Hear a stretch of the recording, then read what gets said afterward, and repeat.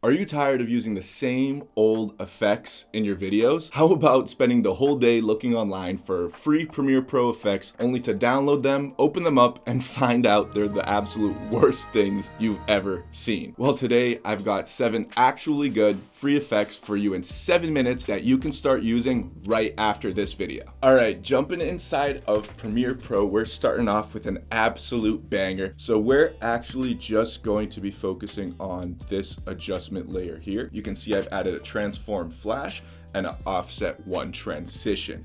Now this pack to download this specific effect is going to be linked down in the description below. What this is basically doing right here is creating a camera shutter. This is what it looks like without it. Just getting right into the photos, but when we turn this back on, we literally get what looks like a camera shutter going like, and when you pair that camera shutter with that camera click sound effect, which you can get in my sound design pack, I mean, you can just pull off this insane effect. But that's not the only way you can use it. In this example here, you can see how I use it to just get a smooth transition right there into other shots. In my opinion, it's a great way to transition into a matte like I did right here. And then when I have to get out of the matte, I use that same effect right at the end of this right here.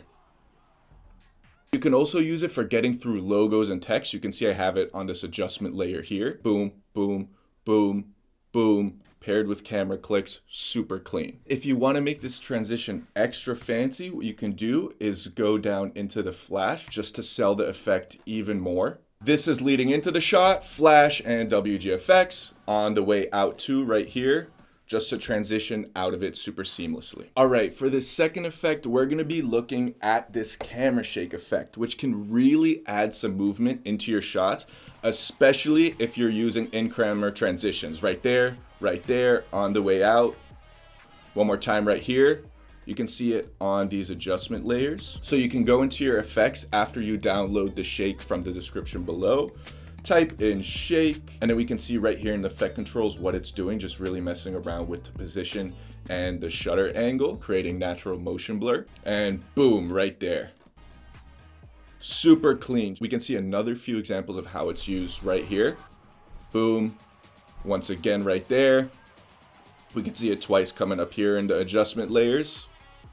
Right there, boom. And for number 3, if you're creating a VHS style intro and or trying to emulate the film look, you're gonna wanna add this red halation trick, which is also just a simple effect already installed within Premiere Pro. So we've got the halation layer selected right here, and we can see what it's doing to the red and the highlights of the image. So this is what it looks like without the halation layer. And then when we add that back on, we can just see all the reds and everything that was added. Off and on. This is a super easy way to make your videos look more cinematic. We will hop into the effects panel, channel blur, add that to the adjustment layer, and just turn up the red by 40%. And there you go. That's your halation right there. All right, so for number 4, we're gonna be talking about fast blur. Let's say you wanna take this horizontal video, make it into a vertical, but you're gonna have the black bars on the side. So let's copy and paste this into here. What you're gonna wanna do is duplicate the layer by clicking Option and dragging up on your keyboard. Now what you'll want to do is not touch the top layer, but go to the bottom layer, scale this up till it's all the way in the frame. Now we are going to hop into our effects, type in fast blur. We'll drag this effect onto the bottom layer. It'll pop up under our effect controls. Turn this up to 21%. Repeat edge pixels, you're going to want to turn that on. And when we look at the video now, we've got rid of the black bars that would normally pop up on the bottom and top. Secondly, you can also grab this fast blur effect and get a completely different feeling with it. If you set this to like 8%, set the blend mode to lighten, add it to an adjustment layer, and look what it's doing to the whites in this image. If we drag it up way too drastically, you can see it's giving that dreamy effect around the highlights like a mist filter typically would. It's probably going to look really good with this shot right here. If we turn it off, set it to something more dramatic like 15. Look what it's doing right here, just pronouncing those highlights a lot more. Another longtime favorite effect is going to be the Lowpass filter. You can really have so much fun with this effect and add a lot of emphasis into parts of your video. So let's hear what this sounds like without the low pass. For this shot right here, normal, but I think that's a great shot and I really want to emphasize. So what we can do is add the low pass filter. Now let's listen to it again. Coming up right now. It just really makes the song feel more immersive and almost like 3D. And it makes the effect a lot less jarring if you add some crossfades into it. So if we click right here, apply default transition, it'll just smooth into the low pass, 1, 2, 3, and then right back into it. I use this all the time to just spice up the song, like right now, and just bring the viewer back so you get that like, whoo, and you hit right back into the song right now, and then back into it. Super clean. But what this effect really is known for, and you can use it too, is transitioning to an underwater clip. Like right here, the camera goes underwater. Low pass filter, sounds like we're underwater now. Everything's muffled like you would hear if you were underwater. Then we're right back into it. Woo! Next up, I want to show you how you can achieve actual motion blur inside of Premiere Pro.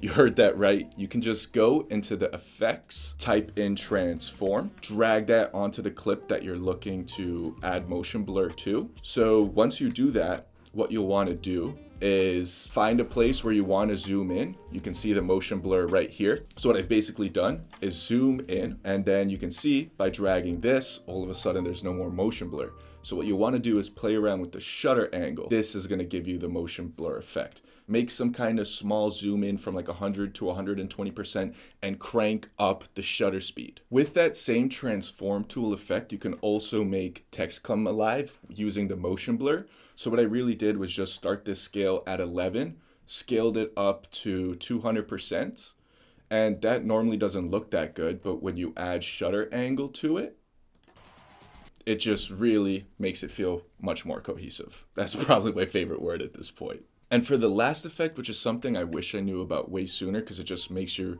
videos much more professional regarding text and logos, is adding the drop shadow effect and messing around with this. Granted, this shot, it fits pretty well, but you can see that it's popping out the text by creating a shadow behind the text.